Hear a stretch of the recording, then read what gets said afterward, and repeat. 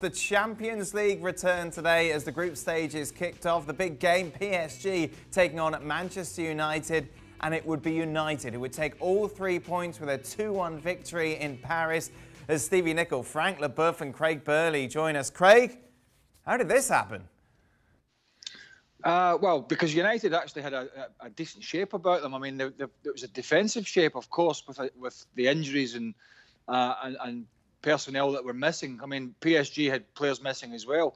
But they gave themselves a platform in which to hit on the counter-attack. It's no surprise, Dan, that their away form under Solskjaer has been pretty good in terms of the results they've got. And that's a lot down to the way they set up. But they were a threat going forward. And they were a threat going forward because I'm sure the boys will touch on it, that PSG at the back were an absolute shambles. And so United fully deserved to take advantage of that. Stevie, a lot of question marks when we saw that starting 11. No Van der Beek, no Pogba, but it worked out. Well, it worked out because on the break they are pretty devastating. You know, Fernandes, Martial and Rashford are a handful for any defence. And a defence that Craig said was right is a shambles, then they're going to look good. And quite honestly, had Rashford actually been on his game, this could have been 4 or 5 for United. You know, twice they had 2 against 1, running at the goalkeeper, Rashford with the ball at his feet, and he just made 2 horrible decisions. Other than that, the goalkeeper's made a couple of good saves as well. So, listen, United deserve to win. At the end of the day, PSG's goal's an own goal. It hasn't even come from anything they've really done other than throw a ball in the box. So, hey, United deserve this big time. Frank, you agree United deserve this? Completely deserve the win. They did everything to make sure that they could win, and Paris Saint-Germain made everything to make sure that they're going to lose it. When you know that the best player for PSG side is Navas, the goalkeeper, it says a lot and it says all. I saw nothing. Craig mentioned the defense; they've been awful.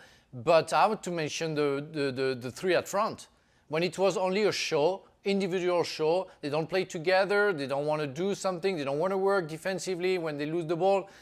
It's not a squad, it's not a team. It's just individuals, and they showed it today. Well done, Manchester United. They work hard together, and they made sure that everything worked together because they played together. This game got more and more embarrassing, I felt, for PSG, Craig, because they just had no control over anything. Yeah, they're lazy. And somehow managed to cobble it together last year to get to the Champions League final. But they're lazy, Frank's right. And on top of that, you know, the excuses were coming out about, you know, the fatigue for Neymar and the travel and the game that he had for Brazil where he played very well. But that was a week ago. It was a week ago. You know, and I get the travel and all that. And then the other side of the coin is, you know, where's the brains of Thomas Tuchel or even Kylian Mbappe himself? You know, he came up against 2 of the quickest players in the United team, Tuanzebe and Wan-Bissaka. Now, we know how quick he is, Kylian Mbappe, but even he struggled to outrun those 2 because they're super fast. So I tell you what, go and have a little pop on the other side at Luke Shaw. And Tellez, Luke Shaw has been criticised at times for looking as if he's carrying a bit of timber. Go and have a run at him. But no, you stay on the left-hand side because what? Guess what? You like coming in on your right foot? Well, he did it a couple of times. One of the times De Gea had to make a great save. I'll give you that. But if you're getting no joy out of Wan-Bissaka, who is very, very fast and made 3 or 4 really good challenges, go to the other side and have 10, 15 minutes over there. There's just no thought process from this PSG team. There seemed to be no evidence of any sort of game plan apart from give it to Neymar or Mbappe, Stevie. But that's nothing new.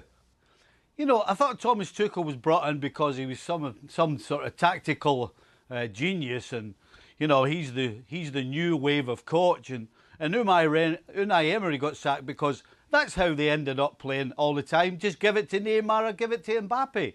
And what have they done since Tuchel's come? Absolutely nothing different. Just get the ball to one of those 2 and then they'll produce something. I mean, how long is it going to take PSG to figure out that either they need a coach who's going to be able to grab particularly Neymar, and say, right, this is what you do. You don't float about and do what you want. This is what you have to be doing. And when is upstairs going to try and sign some proper players that are going to give the owners who want the Champions League the Champions League? You ain't getting the Champions League signing Ander Herrera, who probably shouldn't have been playing for Manchester United. So all round, it's PSG. Well, let me throw another one into that, Stevie. Let me throw another, and let nothing against the youngster, because he may go on and have a good career. But you're bringing in Moise Kean from Everton, who couldn't get a game there. I mean, it's just a real head scratcher. I mean, maybe we get carried away with them last year, Frank, and you can pick me up on this if I'm wrong. But their route at the end to the Champions League final, I believe, and it seems a while ago, I know it wasn't, was Borussia Dortmund, RB Leipzig, who had lost their best player in Timo Werner, and Atalanta, and whatever way around that was, I can't remember. So maybe we just got a little bit carried away with them getting to the Champions League final, and now we're starting to see that actually there's a good few flaws in this squad. Frank? Well, yeah, I agree with you, Craig, and I think it was a special final of the Champions League, and we thought that finally Paris Saint-Germain was achieving something, even if they lost in the final against the best team of the competition. But I think we are wrong. I think we still have the same problems, the problems of leadership, the problem of a real team working together, having a thought about the game. We don't have anything. We have, as Stevie and Craig just said, two players who wants to make the difference, who are belonging to a certain show, I mean their own show, sharing something with the others. And after you try to cope with some players who I think don't deserve to be in a Paris Saint-Germain squad. And I agree with Craig. When Kean came, I was very surprised. Like Herrera, like Paredes, like some others that you wonder why they are in the Paris Saint-Germain if Paris Saint-Germain wants to win the Champions League. I don't understand what's going on there. And I think it's more circus than anything else, like it always been, in fact. And again, and I agree with Craig, we've been carried away last season, I mean the end of the season in the Champions League, because they reached the final. But the problems and all the problems are still there. It's not a club. It's, I don't know, a big show, a TV show maybe, but not a football club. Dan, PSG, let's put it in context. Man United domestically, and I know they got a good win against Newcastle, but domestically, outplayed by Brighton, won, outplayed by Crystal Palace, horsed by Tottenham Hotspur, have had to make all these changes going in here, have a player making his debut at left wing back, have a left back playing left centre back, have the right-sided centre back, or one of the centre backs, Twanzebe, who hasn't played for Manchester United in so long. I mean, there was so many changes in there, and at least Solskjaer had the guts to admit once again that Pogba is a liability in case of his discipline. You know, in terms of his discipline and his defensive duties, something that we've talked about with PSG, but at least we can tip our cap to him and say he realised that. He realised that he couldn't go in there and play Pogba from the start. And that's a slight in his reputation for one so athletic. But at least Ole Gunnar Solskjaer realised that what he had to do to go there and get a result. Thomas Tuchel, as the boys have said, just thought he could go out there with, you know, push it forward like any way you want, throw the full-backs forward, leave the two centre-backs on their own, and the rest will take care of itself. Well, quite clearly, it's just not going to happen for them like that. Stevie, we've of course been quite critical of Solskjaer, especially after that thrashing at the hands of Spurs.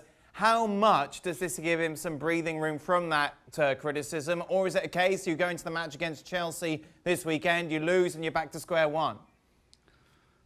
Yes, exactly. You're back to square one. Listen, this is absolutely perfect for Ollie and the Manchester United squad and team. You know, to go again into Paris and expect to get hammered and then do what they're really, really good at. Let's be honest. If there's one thing Man United can do is they can bunker and then hit you on the break with pace. So it really was written. It was a script that was written for them. Did we expect it? No, because of how they're playing domestically. but it's not a huge shock. So, listen, if they can put another performance together against Chelsea, then maybe we can start giving Ole a bit of breathing room. But right now, it's just one performance.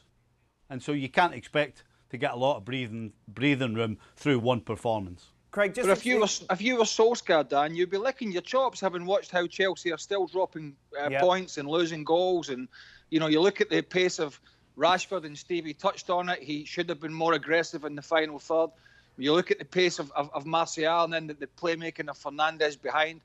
There's no reason why, with the current state that Chelsea have started the season in, that they can't at least get a result and put a string of results together. And this is a great result for them, but when you're the United manager, you're only 2 or 3 bad results or defeats away from being under the cosh again. So he knows that, but surely to God, this attacking performance again will give them a heck of a lot of confidence going into that big match at the weekend. Craig, just explain how they can bunker down and defend. How can they defend so well today against PSG, yet look so frail against Spurs just 2 weeks ago? Because when they go away Pogba's from home, not playing. What do you say? Because Pogba's not playing. No, because Pogba's not playing. And they did it to Man City a couple of times at least last year. Was when they go away from home, or they play even at home against a Liverpool or a City, the defensive positioning is probably a good 10 yards deeper than it normally would be. And that's where they're going to utilise the pace up front. When they've played against some of the weaker teams, they've squeezed the game a little bit more, and they themselves have been caught in behind because they're expected at Old Trafford against Crystal Palace and the West Hams and all these teams like Newcastle they played at the weekend. They're expected to dominate possession, and therefore they're 10, 15, 20 yards further up the field. When they go to Paris, or when they play a City or a Liverpool, they're closer to the edge of their own box, and so it's easier to defend in numbers than it is when you're attacking more and you're left a little bit more vulnerable. That's what happened to PSG, and that's why United, when they've played the better sides, not always, but a lot of times, have looked less vulnerable, and then they've utilised the pace of the front three, and it's actually worked out quite okay for them. Well, thank you very much for watching ESPN on YouTube. For more sports highlights and analysis, be sure to download the ESPN app. And for live streaming, premium content, and let's not forget as well, ESPN FC 7 days a week. Subscribe to ESPN+.